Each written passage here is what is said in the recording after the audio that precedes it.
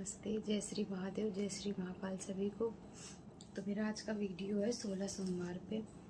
मैंने वीडियो देख के 16 सोमवार का व्रत किया था और फिर जब मेरी मनोकामना पूरी हो गई तो मैंने उस पर कमेंट किया कि मेरी मनोकामना पूरी हो चुकी है। इस वीडियो को देख के मैंने भी 16 सोमवार का व्रत किया था। तो बहुत से लोगों के कमेंट आते हैं कि प्लीज़ बताइए आपने क्या किया, कैसे पूजा किया, कैसे आपकी दिनचर्या रहती थी, क्या क्या आप चढ़ाती थी।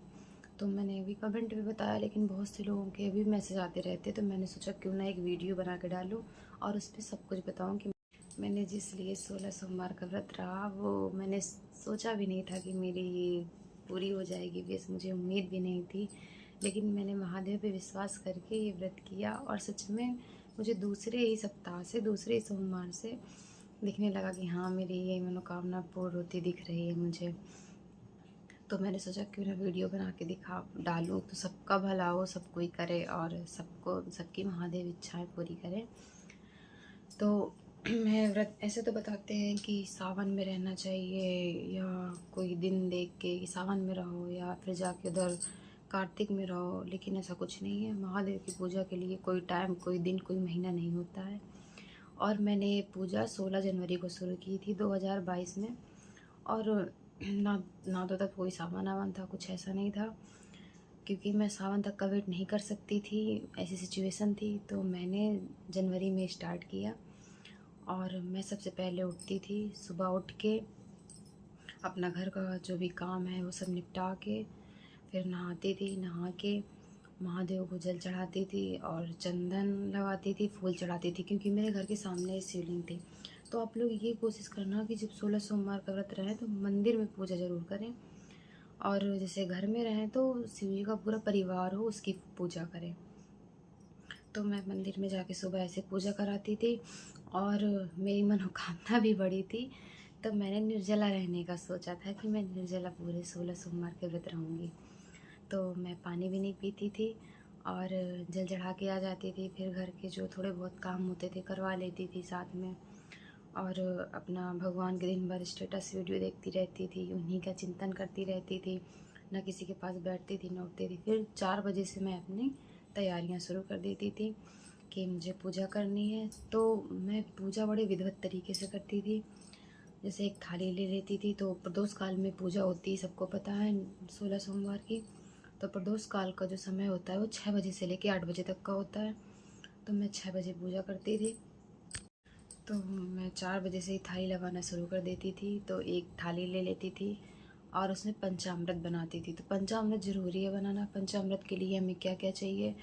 पंचामृत के लिए गाय का घी, गाय का दूध, गंगा जल और मीठे में मिश्री और दही, इतनी चीज़ें मिला के मैं एक कटोरी में या छोटी सी जो वैसे लोटा टाइप होते हैं उनमें रख लेती थी और जल ले लेती थी और लाल चंदन, पीला चंदन, सफ़ेद चंदन ये रख लेती थी और कमल गट्टा एक रख लेती थी, जनेऊ रख लेती थी और 16 मूंग के दाने रख लेती थी, एक लौंग, इलायची और एक काली मिर्च, 1 रुपया जो होते हैं सिक्का वो, पान का पत्ता और भस्म है जैसे, और भस्म रख लेती थी। जो गांजा का पेड़ होता है उसकी पत्तियां रख लेती थी, बेलपत्र और काफ़ी सारे फूल। सफ़ेद फूल ज़्यादा महादेव को प्रिय हैं, तो मैं सफ़ेद ज़रूर रखती थी, चाहे जहाँ से लाऊं, लेकिन सफ़ेद फूल ज़रूर लाती थी। और 16 सोमवार की किताब रख लेती थी। और भोग के लिए मैं, वैसे बोलते हैं कि चूरमा बनाओ, ये बनाओ, वो बनाओ, तो मैं ये सब नहीं, केवल पेड़े मंगा लेती थी। तो छोटी छोटी, इतनी छोटी छोटी कटोरियाँ होती हैं जो भगवान के भोग की, 3 कटोरी रख लेती थी, तीनों में एक एक पेड़ा रख लेती थी। और मखाने हैं, जो जो रखना चाहो आप वो रख सकते हो, जितना हो सकता है आपसे, क्योंकि भगवान की पूजा के लिए कोई लिखा हुआ नहीं है कितना ही चढ़ाओ। जितना आपसे हो सकता है आप उतना चढ़ाओ और भगवान तो खुश हो जाते हैं जल में ही। तो ये सब सारी चीज़ें रख लेती थी। और पहले सोमवार को जब पूजा कर लेती थी, पूजा करने के बाद फिर एक हाथ में सफ़ेद फूल ले लीजिए और थोड़े से चावल लेके ऐसे हाथ में ऐसे रख लो और ऐसे मुट्ठी बंद कर लो और ऐसे करके आपकी जो भी विश है, जिस लिए आप रहना चाह रही हो, ये ज़रूर करना है आपको। आप मन में बोलोगे, हे प्रभु, मैं आपका 16 सोमवार का व्रत करने जा रही हूँ और मेरी ये इच्छा है, आप मेरी इस इच्छा को पूरी करना प्रभु, अब सब आपके हाथ में है। ऐसा बोल के फिर वो आपको महादेव के ऊपर चढ़ा देना है। ये ज़रूर करना है। जब तक आप उनसे मांगोगे नहीं, कैसे पता चलेगा? वैसे हमें तो पता चल जाता है, भगवान है, लेकिन ये चीज़ आपको करनी पड़ेगी कि संकल्प लेना पड़ता है कि प्रभु मैं संकल्प ले रही हूँ, मैं 16 सोमवार का व्रत रहूँगी और इसलिए रहने जा रही हूँ, आप मेरी इच्छा को पूरी करना। और भस्म रख लेती थी, काले तिल, सफ़ेद खड़े चावल रख लेती थी बिना खंडित, और इत्र रख लेती थी, कभी मोगरा का तो कभी चंदन का, जिस चीज़ का मिल जाता था इत्र। थोड़ा सा गुलाल रख लेती थी और समी की पत्तियाँ थोड़ी वो भी रख लेती थी चढ़ाने के लिए। जो जो मिल जाता था मैं सब रख लेती थी, ऐसी कोई चीज़ नहीं होती थी। मुझे जो दिखती, जो सोचते हम कि हाँ ये चढ़ाना चाहिए, तो हम मंगा के रख लेते थे और सब कुछ चढ़ाते थे। फिर जाते थे मंदिर और आसन लगा लेते थे और फिर महादेव को जल चढ़ाते थे। जल चढ़ाने के बाद फिर चंदामृत चढ़ाते थे, जब वो सॉरी पंचामृत चढ़ाने के बाद फिर जल चढ़ाते थे। फिर जब एकदम साफ़ करके फिर उनके ऊपर जो भी है बेलपत्र है और जो भी सामग्री मैंने बताई, जितनी आपके पास हो सके वो सब चढ़ा देते थे। चढ़ाने के बाद फिर मैं एक धूप जला के रख देती थी और एक दिया जला के रख देती थी शिवलिंग के पास मंदिर में। फिर उसके बाद मैं पढ़ना शुरू कर देती थी कि कहानी 16 सोमवार की जो भी है पूरी कहानी पढ़ती थी। और कहानी पढ़ने के बाद फिर रुद्राकष्टम आप लोग जानते होंगे, जो नमामि समीशान निर्वाण रूपम विभुम व्यापकम प्रभु है ना, तो वो मैं गाती थी। और वो गाने के बाद फिर मैं आरती के लिए उठती थी और आरती के टाइम में धूप और दिया और कपूर मैं जलाती थी, तीनों चीज़ें जला के रख देती थी। इतना अच्छा लगता था देखने में। फिर इसके बाद में जब ये आरती करने के बाद फिर ओम जैसी ओमकारा की आरती गाती थी और आरती करने के बाद फिर मैं बैठ के मैं ले जाती थी रुद्राक्ष की माला 108 मोतियों की। तो मैं 3 बार ओम नमः शिवाय का जाप करती थी रुद्राक्ष की मोतियों से। और फिर जो पेड़ा एक महादेव को चढ़ाती थी और 2 रखे रहते थे वहीं पे ही, तो एक वहीं भगवान के ऊपर चढ़ा रहने देते थे और दोनों घर ले आते थे। एक मैं अपनी गाय को खिला देती थी और एक में आधा मैं ले लेती थी, आधा अपने घर वालों को दे देती थी। और जैसे 1-2 पेड़े बचे हैं तो 2 जितना एक बार में खा सकूँ उतने पेड़े 2 या 3 खा लेती थी और 1 गिलास पानी, बस। फिर इसके बाद कुछ भी नहीं खाती थी। फिर पूरी रात ऐसे ही रहती थी और सो जाती थी। सुबह फिर पूजा पाठ करके अपना व्रत खोल लेती थी। तो ऐसे ही मैंने 16 सोमवार का व्रत किया निर्जला। तो महादेव ने तो मेरी सुन ली।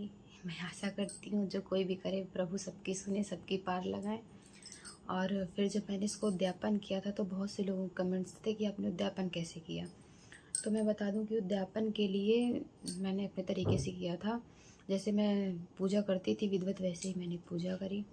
और हाँ, मैं कभी मखाने की माला चढ़ाती थी, तो कभी कौवा के फूल की माला चढ़ाती थी, तो कभी गुलाब की। मैं कोई ना कोई माला ज़रूर चढ़ाती थी महादेव को।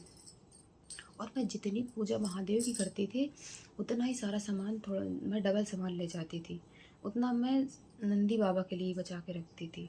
महादेव की पूजा करूँ फिर जाके नंदी बाबा की वैसे ही पूजा करती थी। और फिर जब मैंने उद्यापन किया तो मैंने छोले बनाए थे, पूड़ियाँ बनाई थी और खीर बनाई थी, क्योंकि महादेव को खीर बहुत वो क्या बोलते हैं मतलब प्रिय है। और जो चूरमा होते हैं वो बनाया था मैंने। तो मैंने क्या किया था कि जब उद्यापन में एक जोड़ा पंडितों का खिलाया था, तो उनको खिलाया और उनको दान दक्षिणा दी। और फिर मैंने 5 कन्याएं खिलाई, उनको दान दक्षिणा दी। और जब सबसे पहले मैंने ऐसे उद्यापन किया कि गई मंदिर, जिस तरह पूजा करती थी विधिवत वैसे ही पूजा करी। उसके बाद मैंने महादेव को अपने हाथों से, इतना अच्छा लग रहा था ना, इतनी अच्छी फीलिंग आ रही थी इस टाइम, लग रहा था मैं सच में प्रभु को खिला रही हूँ। मैंने अपने हाथों से महादेव को वो छोले की सब्ज़ी और पूड़ी खिलाई, 3 निवाले खिलाए ऐसे ऐसे करके। फिर खीर खिलाई और वहीं पे रखाई मैं। और 3 अलग अलग उसमें बर्तन में चूरमा रख लिए थे, तो एक वहीं चढ़ाई, 2 घर ले आई। तो ऐसे मैंने अपना उद्यापन किया और पंडित खिलाए, 5 कन्या खिलाई और प्रभु की दया से मेरी मनोकामना पूरी हो गई। तो मैंने ऐसे व्रत किया था, आप लोग भी करिएगा, प्रभु आपके भी सुनेंगे। और आशा करती हूँ कि आप लोग को समझ आ गया होगा। और अगर कुछ कोई दिक्कत हो तो कमेंट्स में ज़रूर बताइएगा, मैं ज़रूर बताऊँगी आप लोगों को। जय श्री महादेव, जय श्री महाकाल।